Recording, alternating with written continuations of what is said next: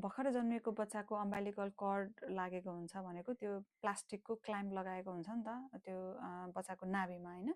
अब त्यो सहित तपाईँ चाहिँ हस्पिटलबाट डिस्चार्ज भएर घर जानुहुन्छ। घर गइसकेपछि चाहिँ आफ्नो बच्चाको नाभिको स्याहार कसरी गर्ने भन्ने कुराहरू तपाईँहरूलाई थाहा हुनु पर्यो। सर्वप्रथम त जुन नाभिमा प्लास्टिकको जो क्ल्याम्प लगाइएको हुन्छ त्यो जबरजस्ती तान्न नखोज्ने।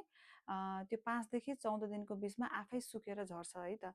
अर्को भनेको तपाईँले आफ्नो बच्चाको नाभि एकदम सफा र सुक्खा राख्ने, अननेसेसरी त्यो क्रिम, पाउडरहरू, तेल, बेसारहरू लगाउँदाखेरि झन् संक्रमण हुने भएको कारणले गर्दाखेरि त्यस्ता कुराहरू चाहिँ पटक्कै नलगाउने। यदि डाइपर प्रयोग गरिराख्नु भएको छ बच्चाले अथवा टालो पनि युज गरिराख्नु भएको छ भने नाभिलाई नछोप्ने गरेर नाभिको तल पारेर चाहिँ लगाइदिनु पर्यो। त्यसो गर्नाले चाहिँ त्यो नाभि चाहिँ गुम्सिन्न, दिसा पिसाबले त्यहाँ टच हुँदैन अनि इन्फेक्सन पनि हुँदैन हैन। यदि टच गर्नु छ, यदि केही कारणले चाहिँ छुनु पर्ने छ भने पनि मजाले साबुन पानीले हात धोएर मात्रै बच्चाको नाभिलाई टच गर्न पर्यो। अब के भयो भने तपाईँ तुरन्त अस्पताल जाने त कस्तो खालको लक्षणहरू देखिन्छ बच्चाको नाभिमा संक्रमण भयो भन्ने कुराहरू पनि छ।